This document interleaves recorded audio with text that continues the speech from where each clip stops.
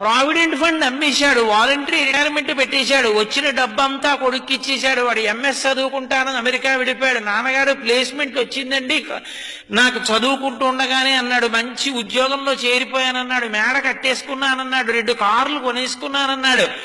ఒరే ఒక్కసారి రారా అంటే మాత్రం నాన్నగారండి ఇప్పుడు సెలవు కుదరదండి, నేను వస్తానండి, స్కైప్ లో చూడండి నన్ను కావాలంటే అన్నాడు.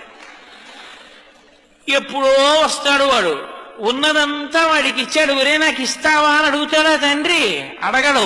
ఆ పెంకుటింట్లో ఉంటున్నాడు. నాన్నగారండి విమానం అంతా కారు కొనుక్కున్నాను ఫోటో పంపించాడు. అది చూసి ఈ పెద్ద ఆయన పెంకుటింట్లోంచి రోహిణీ కార్తెలో ఉత్తరీయం నెత్తి మీద వేసుకుని ఎదురింటికి వెళ్ళి తలుపు కొట్టి మా అబ్బాయి విమానం అంతా కారు కొన్నట్టున్నట్ట ఫోటో చూడండి అంటాడు. నువ్వు పెంకుటింట్లో ఉంటున్నావు కదరా అంటే పోన్లేదురో ఎంతకాలం బతుకుతాను, మా అబ్బాయి సంతోషంగా ఉన్నాడుగా అంటాడు.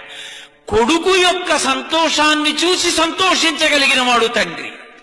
తను సంతోషించి కొడుకు సంతోషించాలనడం అది తండ్రితనం అంటే.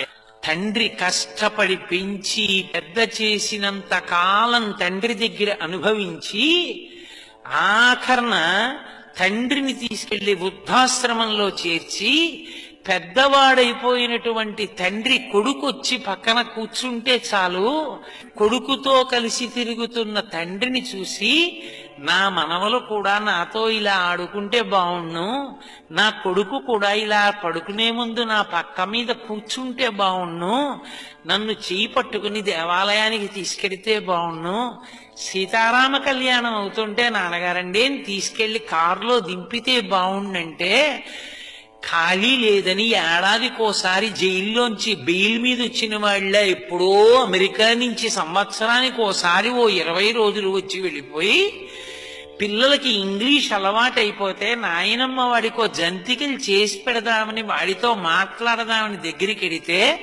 మనవలు ఇంగ్లీష్లో మాట్లాడుతుంటే మాట్లాడడం చేత కాని నాన్నమ్మ మౌనంగా వాళ్ళ కోసం ఏడుస్తుంటే తండ్రి చచ్చిపోయిన తర్వాత పాచి పీనుగు 3 రోజులు మంచు ముక్కల్లో నానిపోయిన తర్వాత వచ్చి అంచేష్టి సంస్కారం చేసిన కొడుకు ఒక కొడుక, వాడి సంపాదన ఒక సంపాదన.